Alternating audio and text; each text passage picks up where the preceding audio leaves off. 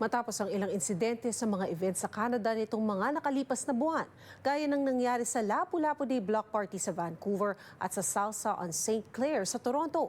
Isang event safety seminar ang pinangunahan ng festival organizers ng isa sa pinakamalaking Filipino Summer Street Festival sa Toronto para raw masigurong ligtas ang pagdiriwang ng kultura at komunidad.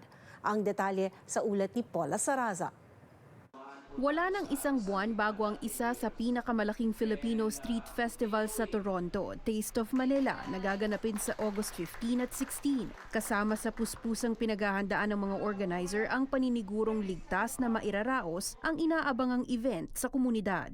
It's important for people to be aware, for people to know what to do in incidents like what happened, not just during the Salsa on St. Clair, but also at the Lapu-Lapu Festival. We take them seriously. Bagamat hindi raw maiaalis ang takot sa mga dumadalo ng iba't ibang festival sa syudad, responsibilidad daw ng mga organizers na magsagawa ng epektibong safety at security strategy. We are deploying HVM. Again, we're doing it this year. Every corner of Taste of Manila perimeter has a security, and we have roving security aside from the police that are going to be there the whole day. Aside from that, we have marshals to add as our eye and ears on the street. So with all these happening and all these plans, we are communicating it to the vendors because they are also our partners in this event. Isang event safety seminar ang isinagawa ng mga organizer nitong Lunes kung saan imbitado ang mga vendor para sa patuloy na pagtulak ng awareness.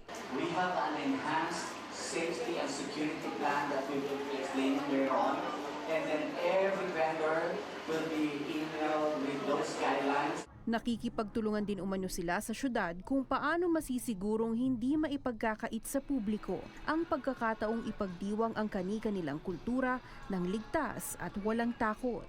They're asking us for the safety and security plan, and they are very serious about the safety and security plan for every event, and they should be, right? Because having someone to disrupt an event, it's scary. It becomes scary for people to come to event. So when an event closes, it affects our vendors, it affects our sponsors, and it affects the experience of the people. Paula Saraza, Omni News, Toronto.